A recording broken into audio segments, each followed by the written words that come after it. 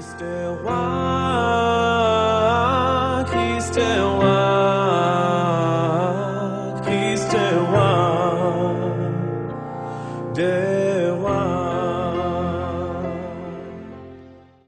suis algérien, de mère algérienne et de père algérien, des Aurès, pour ceux qui connaissent, ceux qui sont je suis un berbère, un chaoui, des Aurès là-bas du côté de Batna et tout ça là-bas.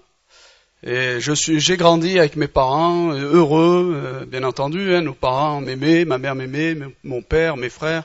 On est issus d'une famille nombreuse de 14 frères et sœurs, et on avait de quoi s'amuser et faire tout ce qu'on voulait, il n'y a pas de souci. J'ai été aimé par ma mère, par mon père, par mes frères, il n'y a pas de problème. Et en grandissant, tout jeune, on nous a appris par rapport à notre religion, à connaître Dieu. On n'a jamais dit que l'homme descendait du singe, interdit ça, sinon on prenait une gifle. C'était comme ça, on descendait de Dieu. C'était Dieu qui nous avait créés, on a grandi avec ces choses-là.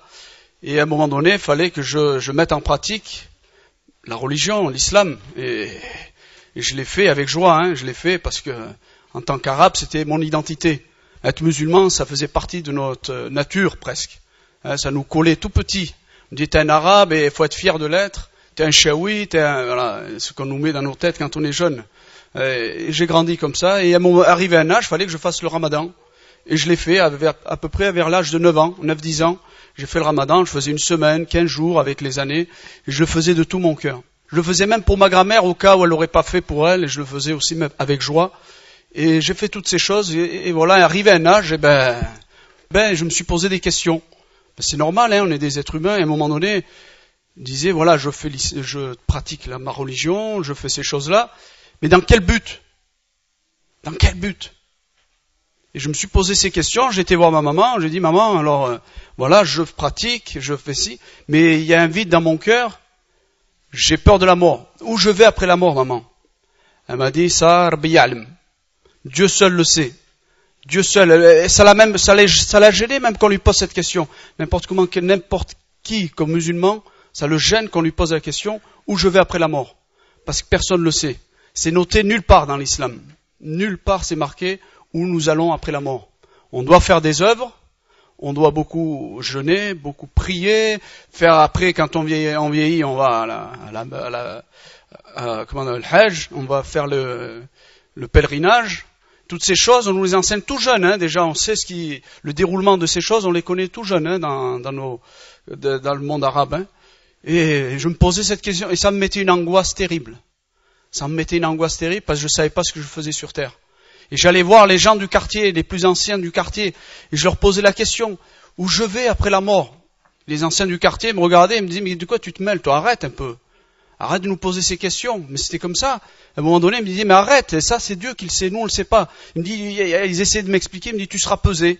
Par rapport aux œuvres que tu fais, le bien et le mal, tu seras pesé. Et si tu as fait beaucoup de bonnes œuvres, tu iras au paradis. Et ça, c'est Dieu. C'est pas ton problème, ça, on verra. Chacun verra avec Dieu, chacun dormira dans sa tombe, chacun rendra compte à Dieu. Ça me satisfaisait pas, moi, ces choses-là. Et une angoisse était venue dans mon cœur, où je vais après la mort. J'étais même allé voir ma mère, je lui disais, mais pourquoi tu m'as enfanté? Pourquoi tu m'as mis sur terre? Pourquoi tu m'as mis tellement qu'il y avait ce vide dans mon cœur? Les choses de Dieu, Dieu, comme elle dit, il a mis les choses de l'éternité dans nos cœurs, sa connaissance. Et moi, je le savais pas en tant que musulman, parce que Dieu était loin. Rabbi Ta'ala, il était haut. Je pouvais pas lui parler, il était en haut. On faisait nos prières, mais il était éloigné. Et je me suis toujours posé, et cette angoisse montait, et j'ai fait de la dépression. Vous vous rendez compte un peu? On arrive à faire de la dépression.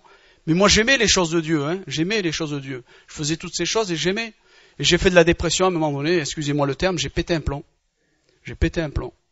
Et je me suis mis après j'ai été voir le médecin, ils m'ont donné des médicaments, tout ce qui va. J'avais maigri de 10 kilos à peu près en très peu de temps. Très peu de temps, c'est bon pour le régime, Mais c'est pas bon, je veux dire, pour là-dedans, Là-dedans, moi, j'en pouvais plus, Je devenais fou. Croyez-moi, je devenais fou, Je devenais fou là-dedans. Quand on a ces choses de Dieu dans notre tête, je devenais fou. Et j'étais un peu plus gros quand j'étais plus jeune, mais j'étais pas épais. J'étais descendu à peu près à 62 kilos. 62 kilos, excusez-moi, j'étais un zombie. Un mort vivant. Je marchais dans la cité, dans le quartier. Comme je dis toujours dans mon témoignage, les gens disaient à mon frère, mais Prends soin de ton frère, il va se tuer. Il va se tuer, il a une tête d'un gars qui va se suicider. Et c'est vrai, j'avais une tête d'un gars, je marchais et je passais tout par derrière pour que personne me voie. Et je longeais pour aller à Romans, de la Monnaie à Romans. Et je voyais rien, il faisait beau, mais dans ma tête, j'étais pas là. À cause des cachets qu'on me donnait, le médecin, il savait pas comment me soigner. Ma mère savait pas comment faire. Parce que je dormais pas toutes les nuits, je dormais pas. Je cassais les portes, je frappais dans les portes. Je m'énervais en pleine nuit, je dormais pas. Et j'allais voir, tous les matins, j'allais voir ma mère, je dis, mais Dieu, donne-moi une solution. La pauvre, elle en pouvait plus avec moi. Elle devenait folle avec moi. Elle devenait folle. Vous voyez une maman avec un gars de 21 ans, je pétais un plomb. Et elle me disait, t'as qu'à prier tous les prophètes. Prie Mahomet, prie Dieu au nom de Mahomet, prie au nom d'Abraham, prie Moïse, prie Élie, prie tous les saints, elle m'a sorti. Le marabat, chez nous on dit en arabe, le marabat. Et je priais tous mes ancêtres. Parce que ma mère, elle n'en pouvait plus, la pauvre, elle n'avait pas de solution. Elle avait que sa religion, elle voyait que sa religion ne faisait rien pour moi. Et entre-temps, mon frère s'est converti, un de mes frères. Et j'ai vu son changement, et j'ai dit, qu'est-ce qu'il a, celui-là, il est devenu fou aussi, lui. Moi, j'étais devenu fou, mais alors lui, j'allais le voir, je lui dis, qu'est-ce qui t'est arrivé, toi? Il nous frappait plus, parce qu'il était très violent et alcoolique, il nous frappait plus. J'allais le voir, il lui dit, t'as changé, c'est bizarre, toi. Il me dit, j'ai rencontré Jésus. Oh là là, il dit, t'es devenu un curé? Je me dis non, je ne suis pas devenu un curé, mais j'ai rencontré Jésus, il a changé ma vie. Et comme je sais qu'il était violent, il avait dit que ça allait changer, je le piquais pour qu'il me frappe. Mais il me frappait pas, il me frappait plus. Il me dit pourquoi? Il était devenu doux comme un agneau. Ça me choquait ça, je le titillais, il bougeait pas. Et il voyait ma misère lui. Hein. Il devait certainement prier pour moi. Le soir j'allais le voir, pour qu'il me parle de Jésus, parce qu'entre-temps j'étais devenu un alcoolo, je buvais beaucoup, pour calmer ce vide là après. Les médicaments ne faisaient rien, fallait prendre la bouteille, hein. C'était ma compagne, la bouteille. Et je buvais, je rentrais chez moi, et je pleurais, je criais à Dieu, et tout ça, rien ne faisait. Et il m'a parlé de Jésus, mon frère. Il m'a dit, Jésus t'aime aussi. Il dit, Jésus, c'est un juif. Jésus, il est fait pour les Français. Moi, je suis un arabe, je suis devenu musulman, comme par hasard. Je suis redevenu musulman. Il dit, moi, je suis un musulman. Et je suis un arabe. Et je resterai un arabe jusqu'à la fin de mes jours. Ouh là là. Il me dit, ouais, mais je m'énervais. Je lui dis, allez. Et j'allais me coucher. Mais ça travaillait mon cœur. Hein. Ça travaillait mon cœur. Et pour vous dire, juste une parenthèse, Dieu m'avait parlé des années avant. J'étais rentré des années avant dans une église. Et je me suis moqué des chrétiens et je suis parti en courant. Tellement que j'étais mort de rire. J'étais à l'arrière là-bas, mais j'étais plié de rire. Et eux, ils prêchaient, ils chantaient. Et moi, mort de rire avec mes collègues. Mais Dieu, pour vous dire, il nous cherche toujours avant. Dieu, il nous cherche pas toujours quand on va mal, parce qu'il y en a qui m'ont dit, t'es un pauvre type, c'est pour ça que t'es venu à Dieu. Mais non, mais Dieu m'aimait déjà avant. Mais moi, j'étais un moqueur, Jésus, pour moi, c'était rien.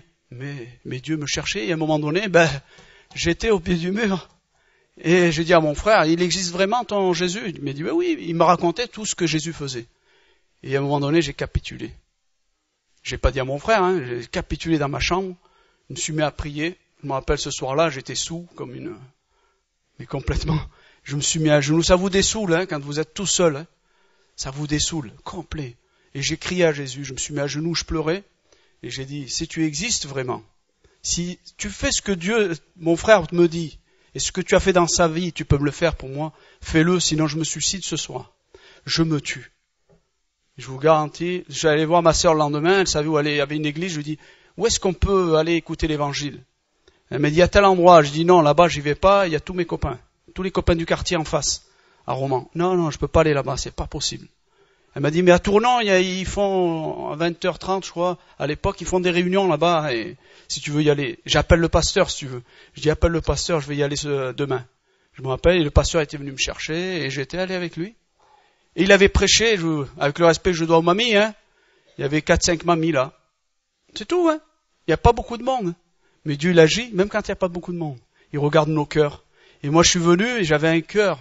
Mais j'avais soif de rencontrer Dieu. J'avais soif. Je me suis dit, soit il se révèle, soit je me tue.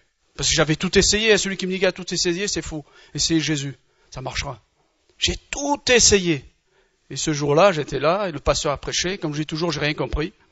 J'avais rien compris. À part que Jésus m'aimait. Je dis toujours, j'ai rien compris dans le sens où pour vous montrer qu'il n'y a qu'une chose qui a touché mon cœur, c'est Jésus mort sur la croix pour moi. Mais c'est Dieu qui me l'a fait comprendre. Et je vous dis, j'ai pas fait maths sup, moi. Et ça, je l'ai compris, parce que j'avais un cœur vrai devant lui. Il a parlé à mon cœur, et j'ai compris qu'il m'aimait, et que ce qui me séparait de lui, c'était mon péché. Mon péché qui me séparait entre... Et ça, on m'en a jamais parlé dans le Coran. Le péché qui me séparait, le mal que j'ai fait. Et ça, je l'ai compris. Et ce jour-là, j'ai dit, si c'est ça, je te demande pardon, mais guéris-moi aussi, parce que la dépression, l'alcool, il faut être guéri de ces choses. Hein. Je me suis approché, le pasteur à la fin, il a dit, celui qui veut être guéri, qui veut être pardonné, s'approche. Et je me suis approché, je suis tombé à genoux. Je suis tombé à genoux, hein, je vous promets. Hein. Il n'y avait rien qui me forçait, hein, mais devant ma honte, ce que j'ai fait devant Dieu, je me suis mis à genoux, je pleurais, et le pasteur a prié pour moi. Je me suis levé, j'étais plus le même homme. Et ouais, le jeune homme Nasser, il n'existait plus. C'était plus Nasser. Je me suis levé, il y avait une paix dans mon cœur que j'arrive pas à expliquer. Je peux pas vous l'expliquer, parce qu'il faut que vous la viviez. C'est personnel, la vie avec Dieu, elle est personnelle. Et je me suis levé, j'étais plus le même. Je suis rentré à la maison et je chantais des cantiques. Je suis rentré, je dis à ma mère, maman, c'est bon, je suis devenu chrétien comme Nabil. Elle m'a craché à la figure. Elle m'a traité de tous les noms en arabe. Et les Chaouis, Ahmed disait, hein, quand ils insultent en arabe, mais c'est honteux. Elle m'a insulté de tous les noms en arabe. Elle m'a dit rentre, elle a même tourné le visage, elle m'a dit rentre. T'es plus mon fils. Tu rentres à la maison, mais t'es plus mon fils. Mais c'est pas grave, hein. Moi je suis rentré, je suis allé dans la chambre et je chantais encore. Et avec mes petites sœurs. Et depuis ce jour, ça fait 27 ans que ça dure. Les vieux arabes dans le quartier me disaient, t'inquiète pas, ça va passer. Après, je leur rendais témoignage dans le quartier. Ils me disaient, ça va passer, calme-toi, ça va passer. Tu vas revenir musulman. Ça fait 27 ans que ça dure. C'est une réalité. Jésus, il est vivant. Amen. Voilà, c'est ce que je vous souhaite aujourd'hui, que vous puissiez rencontrer le Seigneur comme je l'ai fait. Dans son amour, Dieu le Père envoya son Fils Jésus pour accorder la lumière à tous ceux qui sont perdus. Il descendit sur la terre, mais les hommes l'ont rejeté. Ils l'ont cloué au calvaire, mais Christ est ressuscité. Christ est roi, Christ est roi, Christ est roi des rois. Christ est roi, Christ est roi, Christ est roi des